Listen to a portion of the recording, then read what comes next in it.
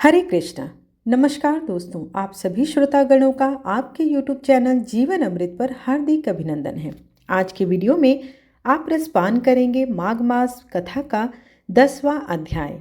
इसके पहले की समस्त कथा का श्रवण करने के लिए आप सबका बहुत बहुत धन्यवाद।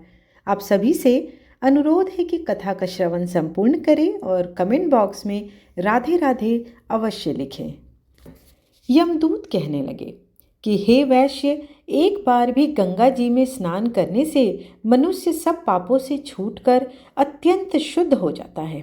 जो मनुष्य गंगा जी को दूसरे तीर्थों के समान समझता है वह अवश्य नरक में जाता है। भगवान के चरणों से उत्पन्न हुई गंगा जी के पवित्र जल को श्री शिव जी अपने मस्तक में धारण करते हैं। वह ब्रह्मा जो संदेह रहित प्रकृति से अलग और निर्गुण है, ब्रह्मांड में उसकी समानता किससे हो सकती है। गंगा जी का नाम हजारों योजन दूर से ही लेने वाला नरक में नहीं जाता, इसलिए मनुष्य को अश्वमेव गंगा जी में स्नान करना चाहिए। हे वैश्य, जो ब्राह्मण दान लेने का अधिकारी होकर भी दान नहीं लेता वह आकाश के नक्षत्रों में चंद्रमा के समान प्रकाशित होता है। जो कीचड़ से गौ को निकालता है, जो रोगी की रक्षा करता है, जो गौशाला में मरता है वह आकाश में तारों के समान प्रकाशित होता है। प्राणायाम करने वाले मनुष्य सदैव उत्तम गति को प्राप्त होते हैं। प्रातः के समय स्नान के पश्चात जो 16 प्राणायाम करते हैं वह घोर पापों से बच जाते हैं।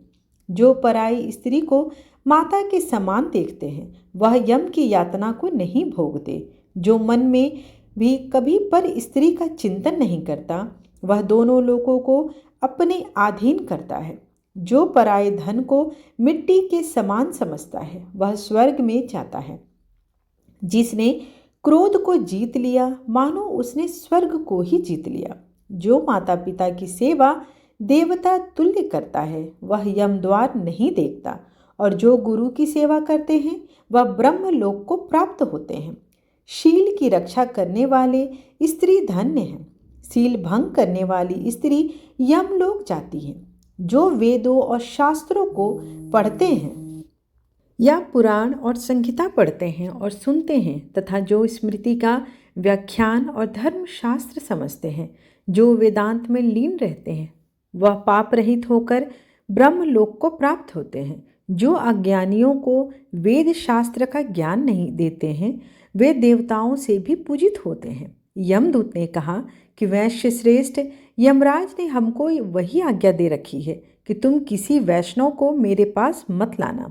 हे वैश्य, पापी लोगों को इस संसार रूपी नरक को पार करने के लिए भगवान की भक्ति के सिवाय दूसरा कोई अन्य मार्ग नहीं है।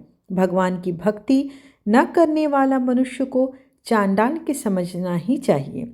भगवान के भक्त अपने माता पिता दोनों के कुलों को ताड़ देते हैं और उनको नरक में नहीं जाने देते।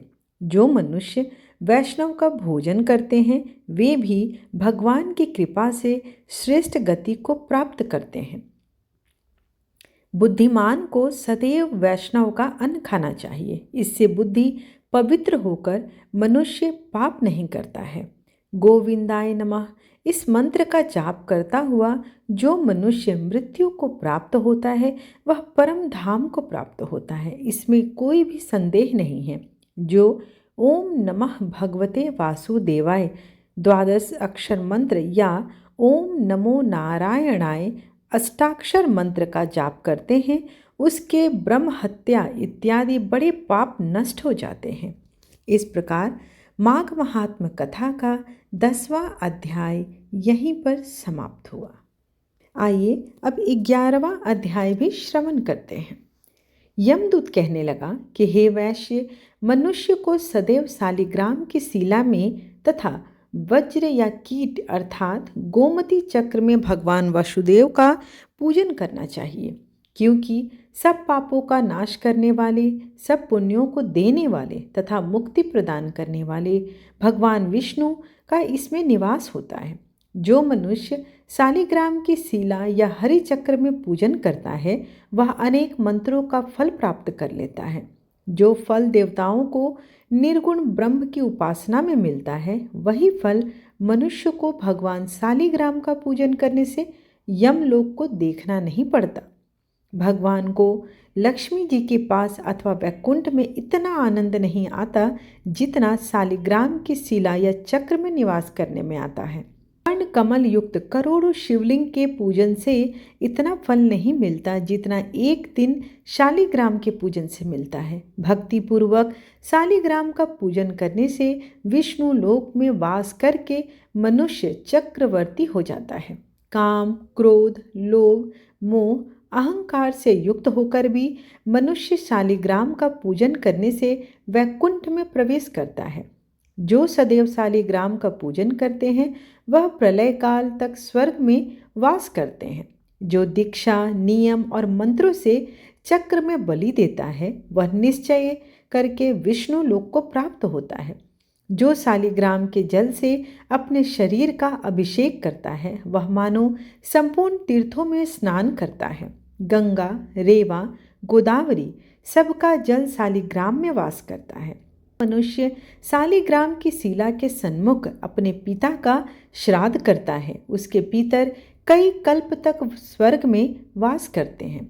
जो लोग नित्य शालिग्राम की शिला का जल पीते हैं उनके हजारों बार पंचगव्य पीने का क्या प्रयोजन है। यदि शालिग्राम की शिला का जल पिया जाए तो सहस्त्रों तीर्थ करने से क्या लाभ है। जहाँ पर शालिग्राम है वह स्थान तीर्थ के समान है। वहाँ पर किए गए किसी भी प्रकार का दान, हवन करोड़ों गुना फल देकर मिलता है।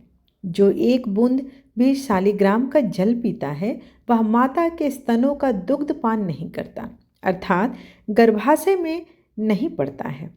शालिग्राम शिला में जो कीड़े मकोड़े एक कोस के अंतर पर मरते हैं वह भी वैकुंठ धाम को प्राप्त होते हैं। जो फल वन में तपस्या करने से प्राप्त होता है वही फल भगवान को सदैव स्मरण करने से प्राप्त हो जाता है।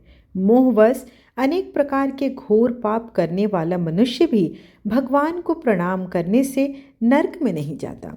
संसार में जितने तीर्थ और पुण्य स्थान हैं भगवान के केवल नाम मात्र के कारण ही वहाँ पर मोक्ष की प्राप्ति होती है। अतः माघ मास में जब स्नान दान जो लोग करते हैं उन्हें भगवान विष्णु के मंत्र जाप का भी जाप करना श्रेष्ठकर माना गया है।